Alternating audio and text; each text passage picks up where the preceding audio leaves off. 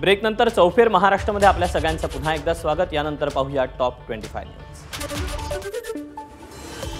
लालबागच्या राजाच्या राजेशाही विसर्जन मिरवणुकीच्या पूर्वतयारीच्या पार्श्वभूमीवर चरणस्पर्श रांग उद्यापासून बंद, तर मुखदर्शनाची रांग ही रात्री 12 पासून बंद।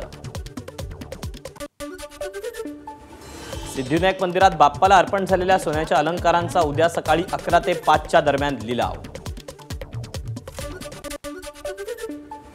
विसर्जनासाठी मुंबईत 204 कृत्रिम तलावांची निर्मिती, तर भाविकांच्या सेवेसाठी 12,000 अधिकारी आणि कर्मचारी तैनात।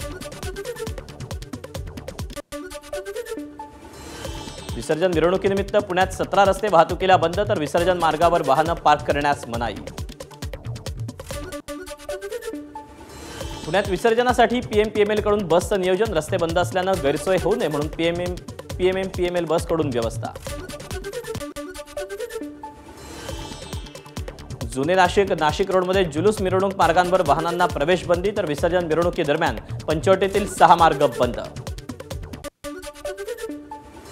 नागपूरमध्ये सर्वच नैसर्गिक तलावांमध्ये गणेश मूर्तींच्या विसर्जनाला नागपूर महानगरपालिकेकडून बंदी, फक्त कृत्रिम तलावात करता येणार विसर्जन। सलग तिसऱ्या दिवशी मुंबई गोवा राष्ट्रीय महामार्गावर वाहतूक कोंडी, गणेशोत्सवासाठी कोकणात गेलेल्या मुंबईकरांचा परतीचा प्रवास सुरू, एसटीनं प्रवास करणाऱ्यांची निराशा।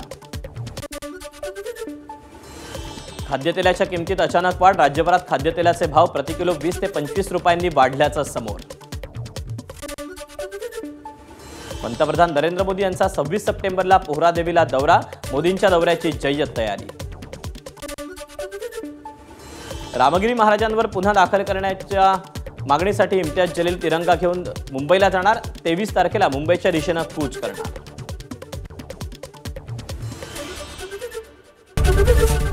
एबीपी माझा, उघडा डोळे बघा नीट।